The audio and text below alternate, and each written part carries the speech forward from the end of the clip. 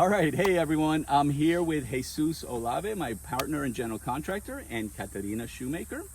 She does our environmental reports, wetlands determination, and protected species inspections. So we're gonna go take a look.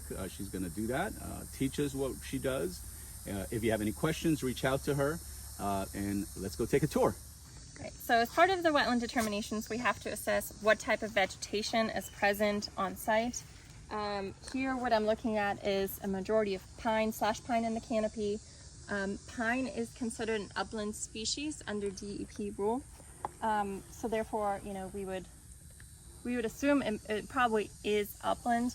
But if, for example, we find wetland vegetation on the ground cover, it could also constitute what's called a hydric pine flatwood environment, and that is a wetland. So we have to, when we walk through a strand of pines such as this, we always make sure to take a good look at what's on the ground cover, what kind of species are present there, because it can be misleading. When you see pine, you think it's upland, but it's not always the case. What are the species that we would look for on the ground cover?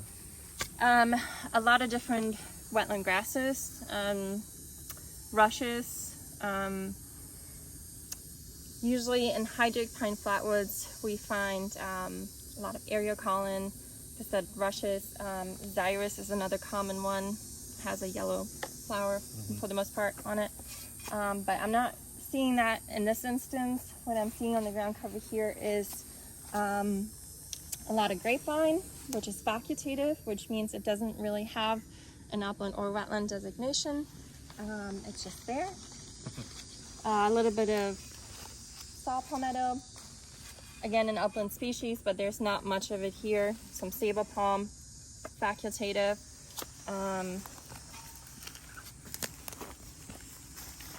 See what else we got here.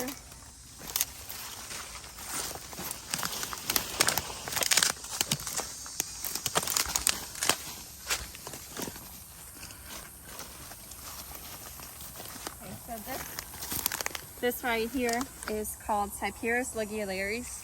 It is a wetland plant. So, you know, it probably is a little more moist in this area, but we don't have, it is fac wet, and for fac wet, we need a fac wet. So again, every plant has its own designation as either upland, facultative, which is just, could be either or. Fac wet, which means it prefers, you know, more wet environments. And then there's obligate plants such as cypress that just love the water. So you find those in typical deeper habitats. But again, here I'm seeing, I see a little bit more over there. yeah, but it's just, overall speaking, right where we're at, I would classify that percentage on the ground being maybe 5%. Again, we have flash pine in the canopy. We got 70%. We're not going to stick to ground cover. We're going to go with canopy. As you're supposed to do. You're only supposed to drop stratums if you have if you have a sufficient reason to do so. So if this was 60 to 80% coverage of wetland vegetation on the ground, I would then drop the stratum. Okay. To use that for my delineation, but I'm going to stick with the canopy in this case, and based on the vegetation that's around, the soil sample we took, and there are some indicators. I'll point those out to you that I did notice.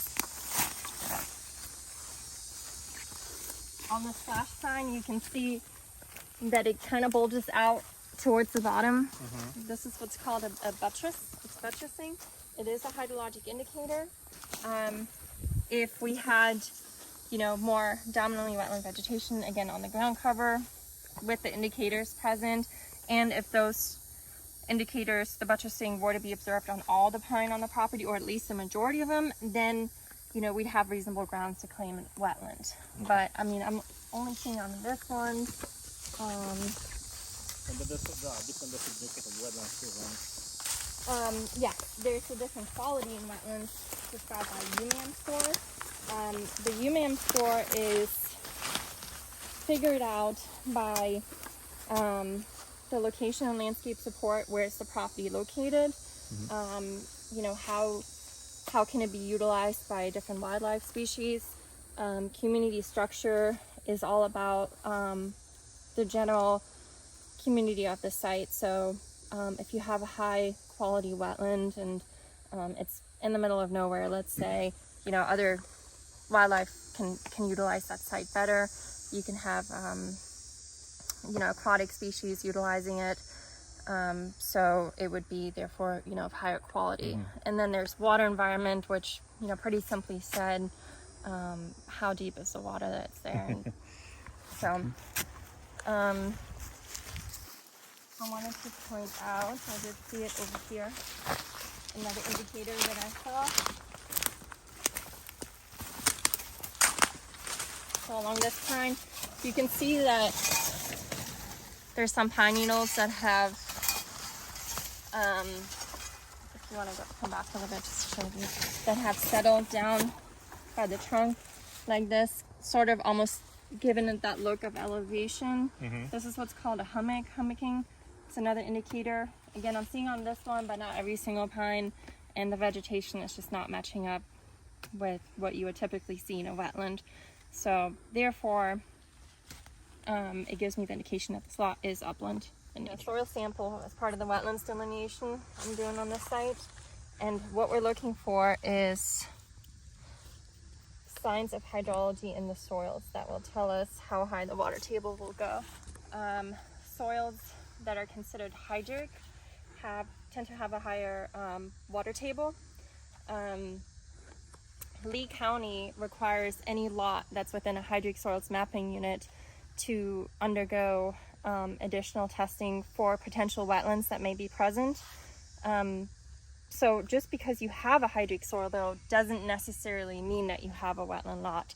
There's a combination of things that have to come together to deem something as wetland. Under Florida Chapter 62-340, which is the Wetlands Delineation Manual, we assess the type of vegetation on site, any potential signs for hydrology that could indicate an above ground water table, and then as well the soils. So you basically dig how deep in from there?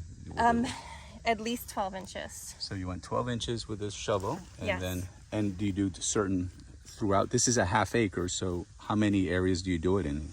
Usually we do it in an area that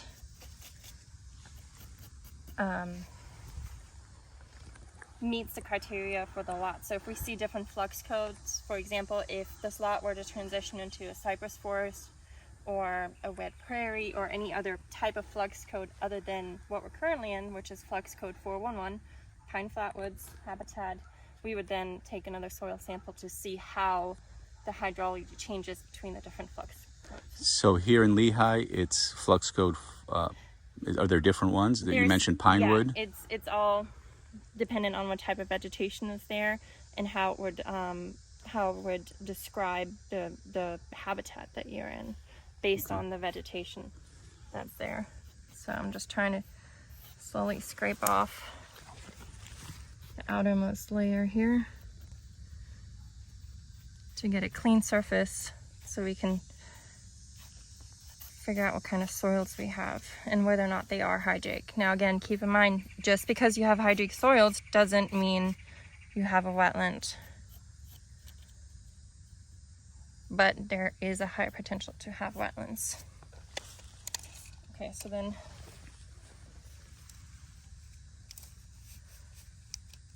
we measure the soil profile. You have to wet it in order to see the color variation better.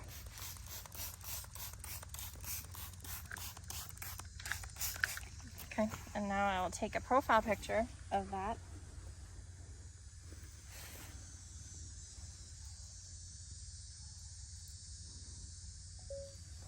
Okay, and then we analyze the variation in soil color difference based on the horizons in the soil sample. So looking at this, I'm seeing some organic matter within the first 5.5 inches. So I'm going to categorize this, take a cross section here, take a look at what's underneath, and then go down from there. Okay, so that's about 5 inches.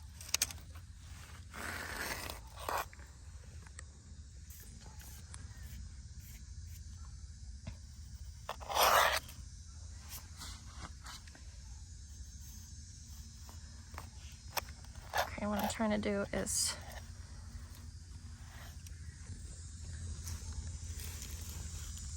get a clear cut.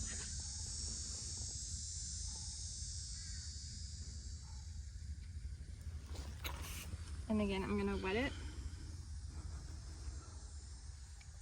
And what I'm looking for in this soil sample in particular is indications of what's called a strip matrix S6. It's a type of hydrate soil that could be present and can be identified by the color variation and also how the sand modeled. So there's something called a diffuse modeling method that I'm looking for that would describe, a strip matrix along with, as long as it matches the colors too, within a certain degree on the Munsell chart, then it would classify as a strip matrix. And you need at least 10% of that. I'm not seeing it here.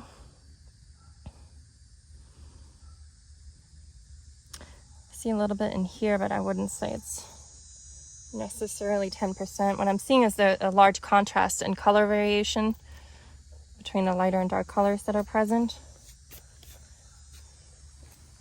Sorry, I gotta write this down to describe this. I wasn't able to identify a hydrate soil within the first 5.5 inches. And I just recut it right at 6 inches because the type of soil we're looking for, again, strip matrix is usually present in a sandy soil such as this. And with that, it generally only occurs within the first 6 inches to consider it hydrate. So now at 6 inches, I'm gonna wet this again, take a look at the cross section here.